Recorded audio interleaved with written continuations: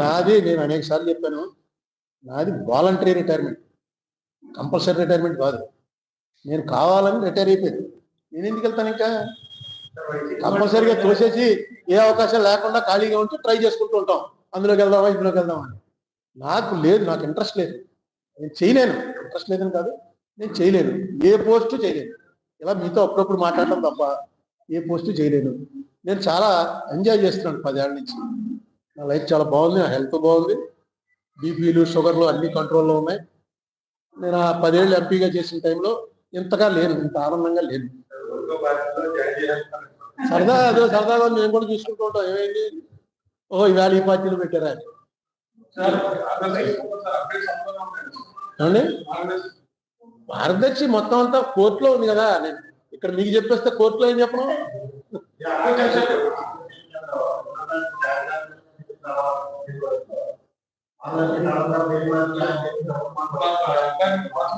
అంటే ఇందులో ఒక చిన్న ఇదేంటంటే క్రిమినల్ కేసు ఇది. రామోజీరావు గారి మీద ట్రయల్ కోర్టులో రాజశేఖర రెడ్డి గారు సీఎంగా ఉండగా కృష్ణంరాజు గారిని ఐపీఎస్ ఆఫీసర్ ఇచ్చిన కంప్లైంట్ క్రిమినల్ కంప్లైంట్. క్రిమినల్ కేసులో ఎలా ఉంటుందంటే ఆర్గ్యుమెంట్ అన్ని రకాల నుంచి కొడతారు. దాంట్లో భాగం ఇది. దీన్ని అతిపెద్ద ప్లేడరు, ఇండియాలో టాప్ 10 ప్లేడర్ వచ్చాడు రోహతగి, ముకుల్ రోహతగి అన్నవాడు సిద్ధార్థ్ లోధరా కన్నా డబల్ ఛార్జ్ చేసేటువంటి ప్లేడర్. అతన్ని తీసుకొచ్చేటప్పటికి ఇది ఒక పెద్ద సెన్సేషన్ అయింది. కానీ యాక్చువల్గా క్రిమినల్ కేసులో ఆర్గ్యుమెంట్ చెప్పేవాళ్ళు అన్ని ఆర్గ్యుమెంట్లు చెప్పేస్తారు.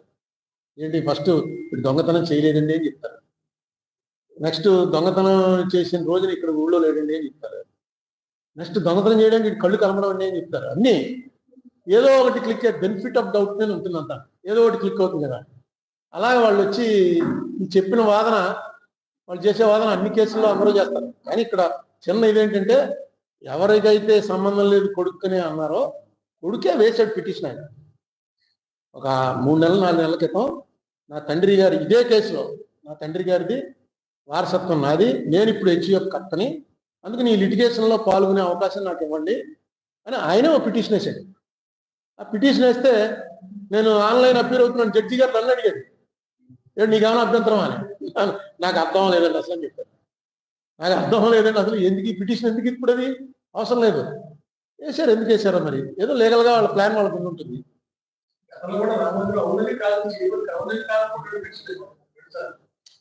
సరే అది లీడర్లో వేస్తూ ఉంటారు. నేను ఈ కేసులో నా పాత్ర ఏంటో నిజంగా నాకే తెలియదు. ఎందుకంటే నేను పార్టీ కాదు, సుప్రీంకోర్టులో పార్టీని, కానీ ఇక్కడ పార్టీ కాదు.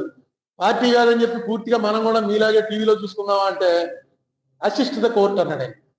అసిస్ట్ ద కోర్ట్ అన్నాక ఈయన కూడా అసిస్ట్ చేయడానికి అని సిద్ధార్థ లోధరా వచ్చి ఆర్గ్యుమెంట్ చెప్పాడు. అసిస్ట్ ద కోర్ట్ అంటే అమికస్ క్యూరీ అంటారు. అమికస్ క్యూరీ అవ్వడానికి కావాల్సిన అర్హతలన్నీ ఆయన చదివి ఈయనకి ఏమున్నది అర్హత, ఏ అర్హత ప్రకారం ఇతన్ని అమికస్ క్యూరీగా అపాయింట్ చేశారు, ఇవ్వలేదు. అదే జడ్జి గారు అన్నాడు, అన్ని విని మన హైకోర్టు జడ్జి గారు అన్నాడు. ఆ సంగతి మేము తర్వాత తెలుసుకుంటాం. ఆ నోటీస్ కూడా ఏమని ఇవ్వాలని రాసిచ్చాను. అమిత్ షా గారి పాలనా రోజున, మోడీ గారి పాలనా రోజున ఈ సభలో మాట్లాడిన ఈ మాటలను బేస్ చేసుకుని ఆంధ్ర రాష్ట్రానికి అన్యాయం జరిగిందని వాళ్ళు అన్నారు. దాని మీద చర్చిద్దాం. డెఫినెట్ గా ప్రధానమంత్రి హోంమంత్రి అన్న తర్వాత ఖచ్చితంగా చర్చించి తీరాలి. మనం వాళ్ళని ఏమి తప్పు అంటలేదు, వాళ్ళు రెడీగా ఉన్నారు. అనేక సార్లు లోక్సభలో ఛాలెంజ్ చేశాడు అమిత్ షా, దాన్ని చర్చిద్దామా, రండి ఆంధ్రప్రదేశ్లో ఏం చేశారో మీరు చెప్తాను అని అనేక సార్లు అన్నాడు. ఎవడో నోటీస్ ఇవ్వాలి. ఆ నోటీస్ ఇచ్చిన వాళ్ళు కొంచెం పార్టీ నోటీస్ అనుకోండి, ఇప్పుడు లీడర్ ఆఫ్ ద పార్టీ ఇచ్చాడు అనుకోండి, డెఫినెట్గా దాని వాల్యూ వేరు. నాలాంటి వాడు ఒక సింగిల్ మెంబర్ ఇచ్చాడు అనుకోండి, దాని వాల్యూ వేరు, అది వెనక్కి వెళ్తుంది. ఎందుకంటే రోజు పార్లమెంట్ నడిచేదే 50 రోజులు 60 రోజులు నడుస్తుంది. అందులో ఇలాంటి షార్ట్ డిస్కషన్స్ ఉండేవే 10 ఎన్నో ఉంటాయి. ఆ 10 డిస్కషన్స్ లో ఏది ప్రయారిటీ అన్నది చూసుకుంటారు. ఈవేళ తెలుగుదేశం పార్టీ ఇచ్చింది అంటే చేస్తేరా లేదు.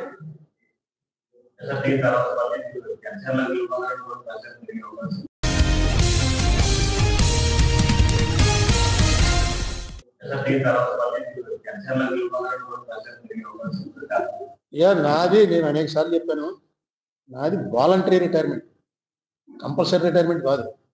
నేను కావాలని రిటైర్ అయిపోయింది. నేను ఎందుకు వెళ్తాను? ఇంకా కంపల్సరీగా తోసేసి ఏ అవకాశం లేకుండా ఖాళీగా ఉంటూ ట్రై చేసుకుంటూ ఉంటాం, అందులోకి వెళ్దామా ఇందులోకి వెళ్దామా అని. నాకు లేదు, నాకు ఇంట్రెస్ట్ లేదు, నేను చేయలేను. ఇంట్రెస్ట్ లేదని కాదు, నేను చేయలేను, ఏ పోస్టు చేయలేను. ఇలా మీతో అప్పుడప్పుడు మాట్లాడటం తప్ప ఏ పోస్టు చేయలేను. నేను చాలా ఎంజాయ్ చేస్తున్నాను 10 ఏళ్ళ నుంచి. నా లైఫ్ చాలా బాగుంది, నా హెల్త్ బాగుంది, బీపీలు షుగర్లు అన్ని కంట్రోల్లో ఉన్నాయి. నేను ఆ 10 ఏళ్ళు ఎంపీగా చేసిన టైంలో ఇంతగా లేను, ఇంత ఆనందంగా లేను. సరదాగా మేము కూడా చూసుకుంటూ ఉంటాం. ఏమైంది, ఓహో ఇవాళ ఈ పార్టీలు పెట్టారా అని. ఏమండి, మార్గదర్శి మొత్తం అంతా కోర్టులో ఉంది కదా. నేను ఇక్కడ మీకు చెప్పేస్తే కోర్టులో ఏం చెప్పను.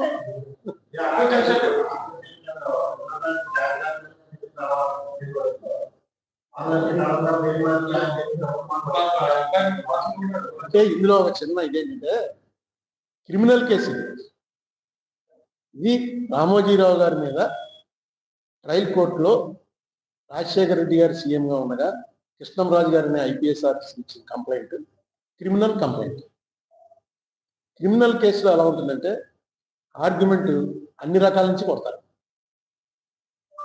దాంట్లో ఒక భాగం ఇది. దీన్ని అతిపెద్ద ప్లేడరు, ఇండియాలో టాప్ 10 ప్లేడర్ వచ్చాడు రోతగి, ముకుల్ రోతగి అన్నవాడు. సిద్ధార్థ్ లోధరా కన్నా డబల్ ఛార్జ్ చేసేటువంటి ప్లేడర్. అతన్ని తీసుకొచ్చేటప్పటికి ఇది ఒక పెద్ద సెన్సేషన్ అయింది. కానీ యాక్చువల్గా క్రిమినల్ కేసుల్లో ఆర్గ్యుమెంట్ చెప్పేవాళ్ళు అన్ని ఆర్గ్యుమెంట్లు చెప్పేస్తారు. ఏంటి, ఫస్ట్ ఇప్పుడు దొంగతనం చేయలేదండి అని చెప్తారు. నెక్స్ట్ దొంగతనం చేసిన రోజున ఇక్కడ ఊళ్ళో లేడండి అని చెప్తారు. నెక్స్ట్ దొంగతనం చేయడానికి కళ్ళు కలపడం అండి అని చెప్తారు. అన్నీ ఏదో ఒకటి క్లిక్ అయ్యే బెనిఫిట్ ఆఫ్ డౌట్ మీద ఉంటుందంతా, ఏదో ఒకటి క్లిక్ అవుతుంది కదా. అలాగే వాళ్ళు వచ్చి చెప్పిన వాదన, వాళ్ళు చేసే వాదన అన్ని కేసుల్లో అందరూ చేస్తారు. కానీ ఇక్కడ చిన్న ఇదేంటంటే ఎవరికైతే సంబంధం లేదు కొడుకునే అన్నారో కొడుకే వేసాడు పిటిషన్. ఆయన ఒక 3 నెలలు 4 నెలల క్రితం నా తండ్రి గారి ఇదే కేసులో, నా తండ్రి గారిది వారసత్వం నాది, నేను ఇప్పుడు హెచ్యుఎఫ్ కర్తని, అందుకని ఈ లిటిగేషన్లో పాల్గొనే అవకాశం నాకు ఇవ్వండి అని ఆయన పిటిషన్ వేసాడు. ఆ పిటిషన్ వేస్తే నేను ఆన్లైన్ అపీర్ అవుతున్నాను. జడ్జి గారు నన్ను అడిగాడు, నీకేమైనా అభ్యంతరం అని. నాకు అర్థం లేదండి అసలు అని చెప్పారు. నాకు అర్థం లేదండి అసలు, ఎందుకు ఈ పిటిషన్, ఎందుకు ఇప్పుడు అది అవసరం లేదు. వేసారు, ఎందుకు వేసారో మరి, ఏదో లీగల్గా వాళ్ళ ప్లాన్ వాళ్ళకు ఉంటుంది.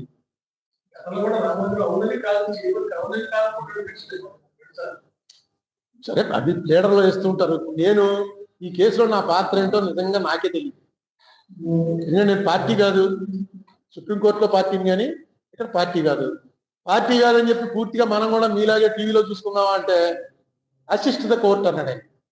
అసిస్ట్ ద కోర్ట్ అన్నాక ఈయన కూడా అసిస్ట్ చేయడానికని సిద్ధార్థ లోధరా వచ్చి ఆర్గ్యుమెంట్ చెప్పాడు. అసిస్ట్ ద కోర్ట్ అంటే అమికస్ క్యూరీ అంటారు. అమికస్ క్యూరీ అవ్వడానికి కావాల్సిన అర్హతలన్నీ ఆయన చదివి ఈయనకి ఏమున్నది అర్హత, ఏ అర్హత ప్రకారం ఇతన్ని అమికస్ క్యూరీగా అపాయింట్ చేశారు, ఇవ్వలేదు. అదే జడ్జి గారు అన్నాడు, అన్ని విని మన హైకోర్టు జడ్జి గారు అన్నాడు. ఆ సంగతి మేము తర్వాత తెలుసుకుంటాం. ఆ నోటీస్ కూడా ఏమని ఇవ్వాలని రాసిచ్చాను. అమిత్ షా గారు పాలనా రోజున, మోడీ గారి పాలనా రోజున ఈ సభలో మాట్లాడిన ఈ మాటలను బేస్ చేసుకుని ఆంధ్ర రాష్ట్రానికి అన్యాయం జరిగిందని వాళ్ళు అన్నారు.